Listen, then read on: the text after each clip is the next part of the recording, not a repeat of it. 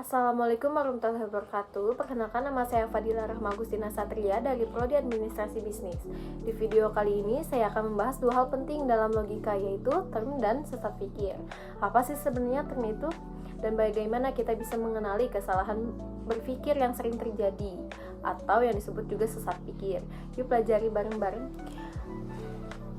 Dari banyaknya term, kita cuma bahas 3. Pertama, yaitu ada konotasi. Konotasi ini mengandung nilai emosional seperti perasaan setuju atau tidak setuju, senang atau tidak senang.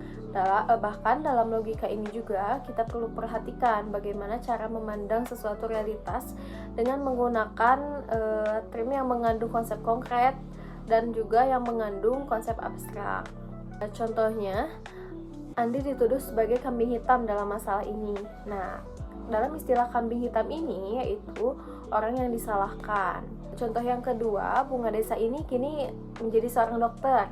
Nah, dalam artian Bunga Desa ini gadis tercantik di desa. Jadi, kesimpulannya, term konotasi ini sering digunakan untuk memperindah bahasa, baik untuk penyampaian perasaan atau memberikan makna yang lebih dalam, apalagi untuk karya sastra atau bahasa kita sehari-hari. Yang kedua ada term denotasi, yaitu denotasi ini makna kata yang sebenarnya, jadi menunjukkan arti kata secara langsung dan sering juga digunakan dalam situasi yang membutuhkan kejelasan atau ketetapan. Nah, seperti contohnya, Sony ini memetik buah rambutan yang masih hijau.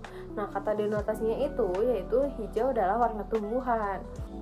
Contoh yang kedua, Sungai Ciliwung meluap akibat hujan deras. Nah, kata denotasinya itu luap. Luap ini memiliki arti naik ke atas dengan batas normal.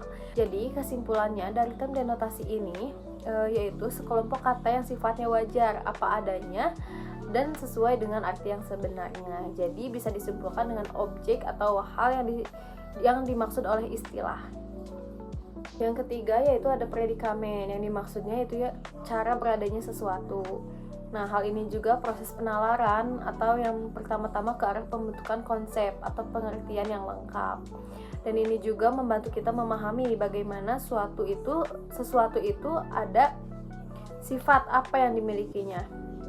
Nah, kesimpulan singkatnya, predikamen ini kategori keberadaan atau jenis istilah dalam logika. Dalam predikamen ini ada 2 jenis predikamen. Yang pertama ada predikamen substansi, yaitu kata yang menunjukkan sesuatu yang benar-benar dia ada sendiri gitu, yang menunjukkan sesuatu yang berdiri sendiri dan emang nyata. Contohnya seperti Budi adalah manusia. Nah, kata manusia ini predikamen substansi karena manusia itu sesuatu yang berdiri sendiri dan emang nyata gitu. Yang kedua ada predikamen aksidensia, yaitu kata yang menunjukkan sifat atau keadaan yang melekat pada sesuatu tapi tidak bisa berdiri sendiri. Nah, contohnya seperti Budi ini tinggi. Nah, kata tinggi ini predikamen aksidensia karena tinggi adalah sifat melekat pada Budi. Jadi, kesimpulannya, predikamen ini membantu kita membedakan apakah kata ini menunjukkan sesuatu yang berdiri sendiri atau hanya sifat yang melekat pada sesuatu tersebut. Sekarang kita bahas sesat pikir. Yang kita bahas juga ada 3. Yang pertama ada sesat pikir formal, yaitu kesalahan dalam penalaran karena bentuk atau struktur argumen yang tidak tepat. Nah, penyebabnya juga dengan kesalahan pada struktur logika meskipun premisnya benar. Nah, contohnya, saya menggunakan pulpen saat menulis surat cinta, lalu cinta saya diterima. Jadi pulpen ini membawa saya keberuntungan. Nah, itu salah satu contoh sesat pikir formal. Untuk cara menghindari sesat pikir formal seperti itu, yang pertama, kita harus pahami aturan logika formal itu yang baik kayak gimana. Nah, yang kedua, jangan menarik kesimpulan secara terburu-buru. Yang ketiga, evaluasi hubungan antara pernyataan dan kesimpulan. Seperti itu. Yang kedua, ada sesat pikir verbal. Kesalahan ini terjadi karena penggunaan kata yang ambigu atau tidak tepat, bisa juga salah makna ini. Penyebabnya kekeliruan dalam mengartikan kata atau bahasa tersebut. Contoh yang pertama, seseorang berkata, "Saya akan datang sebentar lagi." Nah, tapi dalam artian sebentar lagi itu kita tidak tahu atau dia juga tidak menjelaskan berapa lama, sehingga orang lain juga bisa salah paham kapan sebenarnya itu dia bakal datang. Contoh yang kedua, buku itu sangat bagus tanpa menjelaskan apapun atau kriteria apapun yang membuat buku itu bagus, sehingga pernyataan tersebut jadi tidak jelas dan bisa disalahartikan. Sesat pikir verbal ini akan muncul ketika ketidakjelasan dalam bahasa yang digunakan, sehingga argumen atau pernyataan tersebut jadi rancu dan bakal menyesatkan. Cara menghindarinya, yang pertama, gunakan kata-kata yang jelas. Yang kedua, jelaskan istilah yang berpotensi membingungkan. Nah, yang ketiga, perhatikan konteks pembicara. Yang keempat, hindari penggunaan bahasa emosional atau manipulatif. Yang ketiga, ada sesat pikir material. Nah, sesat pikir material ini yaitu bisa dengan argumen yang premis tidak relevan atau fakta yang salah. Nah, penyebabnya ini isi argumen yang salah, premis tidak mendukung makna kesimpulan atau tidak logis.